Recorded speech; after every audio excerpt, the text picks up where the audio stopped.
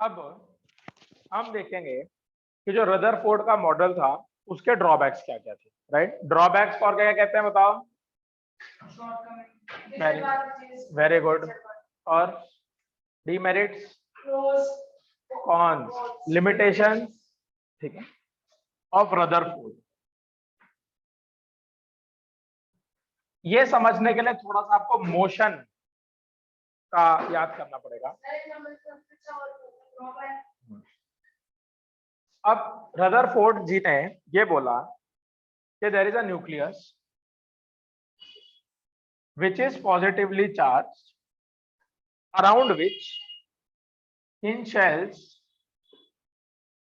electrons revolve, है ना। ये उन्होंने कहा। This is wrong. क्यों रॉन्ग है ये? पहली बात, जो इलेक्ट्रॉन्स हैं according to Rutherford they revolve, मतलब घूम रहे हैं। किसमें घूम रहे हैं? Circular path. सर्कुलर पाथ का मतलब ये है कि there is change. Triangle means change in direction. Circle में हर पॉइंट पे डायरेक्शन चेंज होती है। साथ ही साथ क्या हो रहा है? Change in speed. That means electron is accelerated. Yes, very good. These both mean that there is a change in velocity.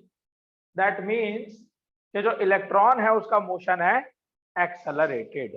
अब हमें क्या पता है? हमें ये पता है कि जो पॉजिटिव चार्ज है और नेगेटिव चार्ज है ये क्या करते हैं? दूसरे को अट्रैक्ट, ठीक है, अट्रैक्ट करते हैं। विच मीन्स कि जो इलेक्ट्रॉन घूम रहा है ये इससे अट्रैक्ट होगा, इनके बीच में अट्रैक्शन होगी, और इस अट्रैक्शन की वजह से क्या होगा? ये जो इलेक्ट्रॉन घूम रहे हैं ये इसके अंदर आ जाएंगे, ठीक है। इलेक्ट्रॉन न्यूक्लियस से अट्रैक्ट होके, न्यूक्लियस के अंदर जो प्रोटॉन है उससे अट्रैक्ट होके इसके अंदर फॉल कर जाएगा, and therefore the atom will collapse, या इट विल बिकम अनस्टेबल। खत्म हो गया ना एटम, सब कुछ इसके अंदर समा गया, तो ड्रॉबैक है इसका, गलत चीज थी। अब इसके ड्रॉबैक को ठीक किसने किया? क्वेश्चन आता है हु ओवरकेम, इसके ड्रॉबैक को ओवरकम किसने किया? Niels Bohr. और इनका मॉडल हम आज भी मानते हैं। This is the correct appropriate model, ठीक है, and thus it becomes the most important model, क्योंकि अभी तक की साइंटिफिक दुनिया में यही मॉडल फॉलो हो रहा है।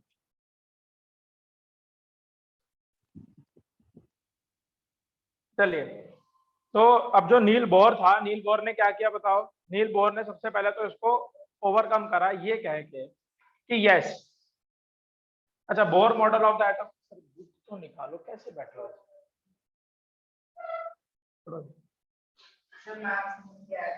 तो हिंदी की बुक ले आओ कल को, ये क्या लॉजिक है? खड़ो जाओ।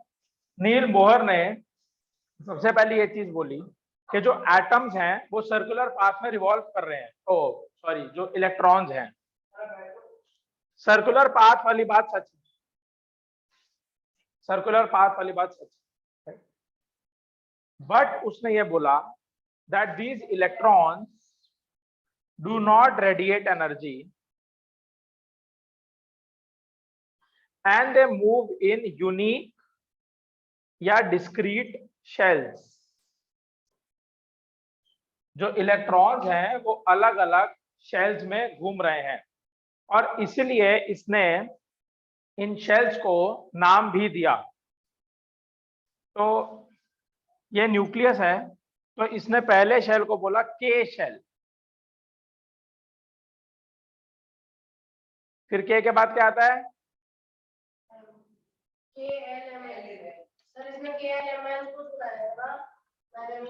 एल, के बाद एल, फिर एम, फिर एन, राइट। इस तरह से इसने शेल्स को नंबर दिए और बीच में मत बोला करो। Number 1 shell number 1, shell number 2 KL, फिर M।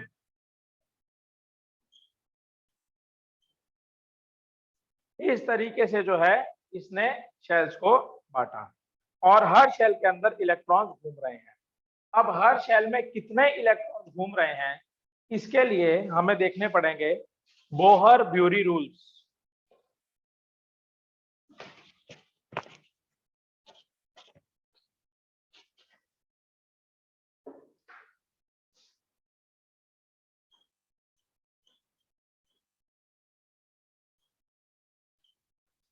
सबसे पहला रूल ये है कि maximum number of electrons in a shell is given by the formula 2n square, ठीक है, where n represents the shell number. तो जो आपका K शेल है उसमें कितने इलेक्ट्रॉन्स होंगे? मैक्सिमम मतलब कम भी हो सकता है उससे, बताओ।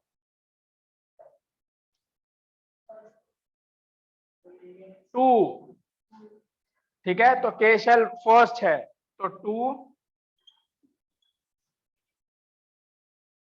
ऐसे, समझ आ गई? तो n represents the number of shell number, ठीक है। क्या मिलियन क्या?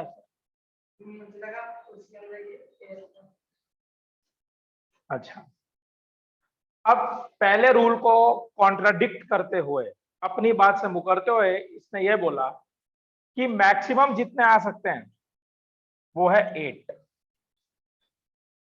तो अगर आप वैसे एल शेल में देखो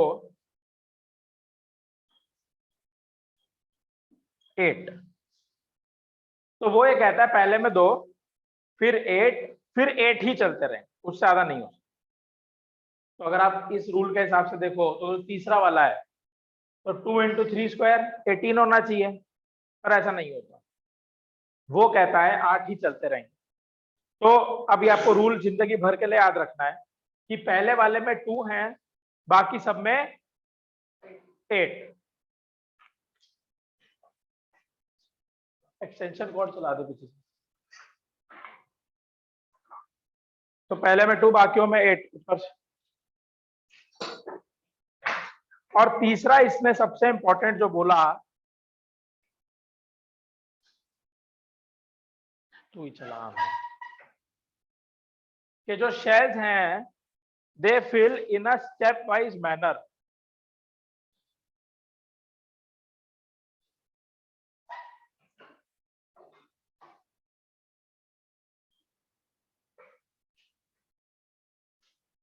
ठीक है, शेल्स कैसे फिल होते हैं? Step wise manner. इसका मतलब ऐसा, अगर सपोज किसी के पास 10 हैं तो ऐसा नहीं है कि दूसरे में सीधा 8 और फिर तीसरे में 2। पहले पहला वाला भरेगा जिसके अंदर 2 आएंगे, फिर दूसरा वाला भरेगा जिसमें 8 आएंगे। अंदर से बाहर सिस्टम चलता है, पहले ये भरेगा इसमें 2 आएंगे, फिर जो बच्चे वो इसमें, फिर जो बच्चे वो इसमें। तो जो शेल्स जो भर रहे हैं वो एक स्टेप वाइज मैनर में भर रहे हैं, रैंडमली नहीं भर रहे हैं, ठीक है। तो ये चीज आपको ध्यान रखनी पड़ेगी, सबसे इंपॉर्टेंट चीज इस चीज के लिए, राइट।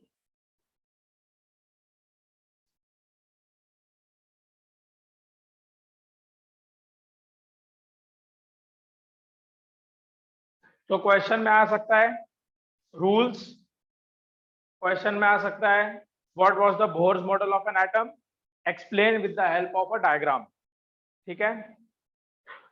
तो देखो एनसीईआरटी में पेज नंबर 49 पे, यहाँ पे सबसे पहले बोर की 2 पोस्टुलेट्स लिखी हैं, 2 पोस्टुलेट्स बोर की लिखी हैं, उसके नीचे डायग्राम गिवन है उसका, राइट। तो these 2 things are very important. तो क्वेश्चन ये भी आ सकता है कि how are electrons distributed in the shells of the atom, मतलब तुम्हें रूल्स बताने हैं।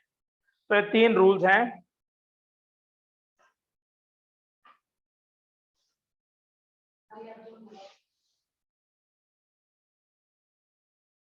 इन शेल्स को हम ऑर्बिट भी कह सकते हैं, ठीक है, we can call the shells as orbits as well, step wise manner.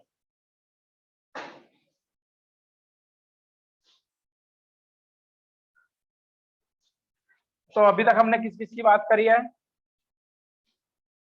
Electrons की, प्रोटॉन्स की। नेक्स्ट हमारा है न्यूट्रॉन्स। ठीक है, ये दोनों नहीं नहीं नहीं नहीं नहीं, ऐसा नहीं है, ये अलग से होता है। मतलब एक एटम में तीन चीजें हैं, इलेक्ट्रॉन, प्रोटॉन और एक और चीज न्यूट्रॉन। ठीक है, और ये न्यूट्रॉन कहाँ पे होती है? न्यूक्लियस में होती है। इसका मतलब जो न्यूक्लियस है उसके अंदर दो चीजें आ गई। कौन कौन सी? प्रोटॉन, ये दोनों है। ठीक है, और जे चार्डविक ने इसे डिस्कवर किया।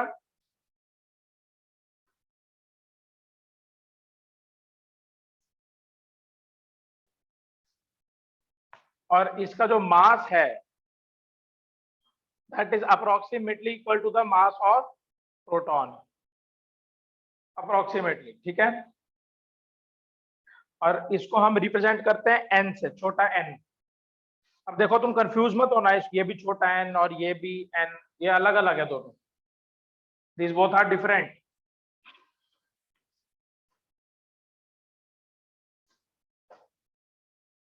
तो रदरफोर्ड ने कहा था कि जितना भी मास है एटम का न्यूक्लियस में है, तो मतलब अगर मुझे मास ऑफ एटम जानना है, कैसे पता लगेगा? जो न्यूक्लियस में, और न्यूक्लियस में क्या क्या है? Proton plus neutron.